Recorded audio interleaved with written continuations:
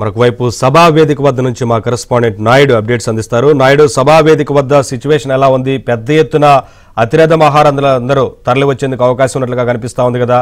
విఐపీలకు సంబంధించిన గ్యాలరీలు ఎలా ఏర్పాటు చేశారు? ఆ తర్వాత పబ్లిక్ కి సంబంధించి ఏంటి మొత్తంగా అక్కడ?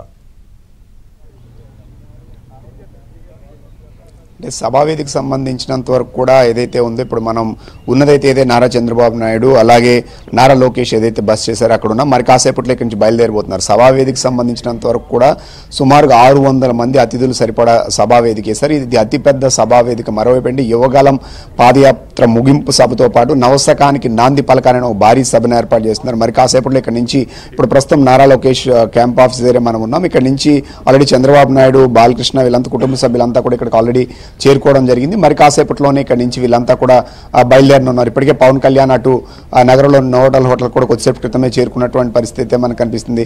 సో వీళ్ళంతా కలిసి ఇప్పుడు మరి కాసేపట్లో ఇక్కడ జరిగేటువంటి భారీ బహిరంగ సభకు రాబోతున్నారు. ఒకే వేదిక పైన ఇప్పుడు నారా చంద్రబాబు నాయుడు, లోకేష్, పవన్ కళ్యాణ్, బాలకృష్ణ ఒకే వేదిక పైన రావడంతో ఖచ్చితంగా ఇది ఎందుకంటే పార్టీ అనౌన్స్ చేసిన తర్వాత ఖచ్చితంగా సో భారీ సభను ఏర్పాటు చేస్తున్నారు. మరోవైపు ఏంటంటే ఇక్కడి నుంచే ఎన్నికల శంకారావును కూడా పూరించే అవకాశం ఉంది. మరోవైపు ఏంటంటే ఇప్పుడు ఈరోజు జరిగే సభలో ఖచ్చితంగా ఏంటంటే భవిష్యత్తులో ఏం చేయబోతున్నారు ఇలాంటి విషయాలు కూడా మాట్లాడేటువంటి అవకాశం ఉంది. మరి కాసేపట్లో ఇక్కడ నుంచి నారా లోకేష్తో పాటుగా చంద్రబాబు నాయుడు కుటుంబ సభ్యులు కూడా ఇక్కడే ఉన్నారు. వీళ్ళంతా మరి కాసేపట్లో ఇక్కడ బయలుదేరేటువంటి అవకాశం ఉంది. సో చాలా మంది ఇతర ప్రాంతాల నుంచి ఆల్రెడీ సభావేదిక దగ్గరికి అయితే చేరుకున్నారు. ఇప్పుడు క్యాంప్ ఆఫీస్ దగ్గర మాత్రం ఇక్కడ నుంచి మరి కాసేపట్లో బయలుదేరిపోతున్నారు. ఇక్కడ క్యాంప్ ఆఫీస్ దగ్గర కూడా కొంతమంది ప్రాంతాల నుంచి వచ్చారు. సో మీరు ఎక్కడి నుంచి వచ్చారండి? మదనపల్లి నుంచి వచ్చాము సార్. చిత్తూరు జిల్లా మదనపల్లి నుంచి వచ్చాము. మదనపల్లి మున్సిపాలిటీ కౌన్సిలర్ అండి నేను. అంటే అంత దూరం నుంచి ఇప్పుడు ఈ సభ కోసం అక్కడి నుంచి మదనపల్లి నుంచి దూరం? అవునండి, యువగలము సభ ముగింపు సభ కోసము శుభాకాంక్షలు తెలిపేదానికి వచ్చి మదనపల్లి నుంచి 3 బస్సుల దాకా వచ్చినాం సార్. మీరు ఎక్కడి నుంచి వచ్చారు? మేము తంబలపల్లి తాలూకా నుంచి వచ్చాము. యువగలం ముగింపు సభ యాత్ర సక్సెస్ కావాలని వచ్చేస్తాం. అవునండి సార్ చెప్పండి. అంటే ఇప్పుడు వచ్చారు ఈ సభ ద్వారా, ఎందుకంటే ఇన్ని రోజులు నారా లోకేష్ గారు యువగలం పాదయాత్ర 226 రోజులు పాటు సాగింది. అనేక మంది కష్టాలు, బాధలు ఇవన్నీ విన్నారు. సో ఖచ్చితంగా ఇక పైనుంచి అంటే ఇప్పుడు ప్రజల బాధలు, కష్టాలు అవన్నీ ఖచ్చితంగా తెలుసుంటాయి. సో భవిష్యత్తులో ఖచ్చితంగా ఇవన్నీ తీర్చడానికి అది ఉపయోగపడుతుంది. ఇప్పుడు ఈ సభ ద్వారా అవన్నీ బయటికి ఆయన చెప్పడంతో పాటుగా సో చంద్రబాబు నాయుడు కావచ్చు, అటు పవన్ కళ్యాణ్ కావచ్చు, ఒక క్లారిటీ పూర్తి స్థాయిలో ఆల్రెడీ ఇప్పుడు క్లారిటీ ఇచ్చారు. బట్ ఇంకా ఏం చేయబోతున్నారు ఏంటని చెప్పే అవకాశం ఉందని భావిస్తున్నారా? భావిస్తున్నానండి. ఎందుకంటే పవన్ కళ్యాణ్ గారు జనసేన నుంచి, టీడీపీ నుంచి ఇద్దరే కలిపి పోటీ చేస్తున్నారు కాబట్టి అందరూ ఆత్మాభిమానంతో ఈసారి 2024లో టీడీపీని గెలిపిద్దామని చెప్పి అందరూ ప్రజలు, రైతులు, పారిశ్రామికవేత్తలు, ఓటర్లు అందరూ ఎదురు చూస్తున్నారు. సో మేము బాపట్ల అసెంబ్లీ నియోజకవర్గం నుంచి వచ్చాము. బాపట్ల అసెంబ్లీ నియోజకవర్గం నుంచి వచ్చాము. 10 బస్సుల్లో వచ్చామండి. నా పేరు పులుగు మధుసూదన్ రెడ్డి, యాస్పిరెంట్. నేను అక్కడ బాగా జరుగుతుంది యువగలం అనేది. యువగలం ముగింపు సభలో కూడా రాజకీయంగా ఏదైతే ఉందో అన్ని అవకాశాలు పబ్లిక్ ఏదైతే ఇస్తున్నారో అన్ని ఇక్కడ నుంచి అనౌన్స్మెంట్ చేసేటువంటి అవకాశాలు ఉన్నాయి కాబట్టి దాదాపుగా 10 లక్షల మంది వరకు జనాభా వచ్చేటువంటి అవకాశం ఉంది. ఇది షార్ప్గా 3:30కి పోలిపిల్లో జరుగుతుంది కాబట్టి ఇంకా ఎవరన్నా వచ్చేవాళ్ళు కానీ మధ్యలో ఆగిపోయేవాళ్ళు కానీ ఉన్నట్టయితే ఏ విధంగా కానీ వచ్చేసి ఇక్కడ ఆశీనులు కండి. అదంతా ఇక్కడ భోజనాలు కానీ మిగతా వసతులు కానీ అన్నీ క్లియర్గా అన్ని ఎటువంటి ఇబ్బందులు లేకోకుండా ఆడవారికి కానీ మగవారికి కానీ ఇటువైపు వాష్రూమ్స్ కానీ ఇవన్నీ కూడా ఏర్పాటు చేయడం జరిగింది. ఎటువంటి ఇబ్బంది లేకోకుండా అన్ని విధాలుగా సభ జరిగేటట్టు అందరూ అన్ని నియోజకవర్గాలు 170 నియోజకవర్గాల నుంచి 25 పార్లమెంట్ నియోజకవర్గాల నుంచి అందరు కార్యకర్తలు కానీ నాయకులు కానీ అందరూ తరలి వచ్చారు.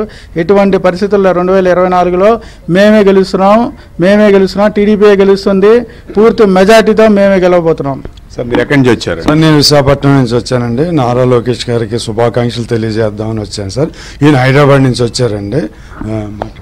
నా పేరు శ్యామ్ సుందర్ యాదవ్. నేను లోకేష్ బాబు గారి మహాయోగలం పాదయాత్ర ముగింపు సందర్భంగా ఏర్పాటు చేసిన ఈ సభకు బాబు గారికి అభినందనలు తెలుపుతామని మేము హైదరాబాద్ నుంచి వచ్చాము.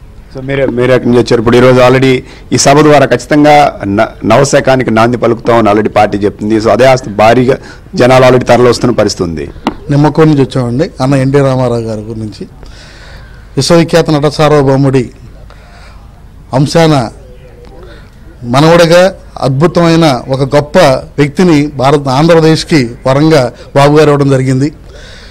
తండ్రికి తగ్గ తనయుడిగా అంటే తాతగా తండ్రికి అలాగే మామగారికి కూడా అల్లుడిగా అద్భుతమైన ప్రతిభని రాజకీయాల్లో ప్రదర్శించబోతున్నారు ఈయన. ఎందుకంటే ఇంత చిన్న వయసులో ఇంత మహాపాదయాత్ర చేసి ప్రతి ఒక్కరిని, అంటే చాలామంది అందరూ పాదయాత్ర చేశారు కానీ ఒక యువనాయకుడిగా ఈయనకు వచ్చినంత పాదయాత్ర రెస్పాన్స్ ఎక్కడ చూడలేదని మేము.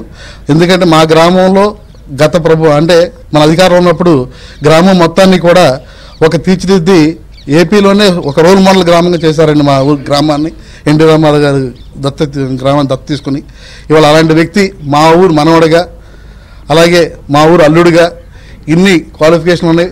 రాజకీయంలో ఏవైతే ఉండాలో అవన్నీ కూడా పుట్టుకున్న ఏకైక వారసుడు నారా లోకేష్ బాబు గారికి మేమందరం కూడా నిమ్మకూరు తరపున వచ్చి అప్పుడు ఆ రోజు మొదలుపెట్టిన రోజుని తిరుపతి వెళ్ళి అక్కడి నుంచి కుప్ప వెళ్ళాము. మళ్ళీ ఈరోజు ముగింపు సభ కూడా రావడం జరిగింది. అలాంటి అద్భుతమైన లీడర్ మాకు దొరకడం అందరూ హ్యాపీ.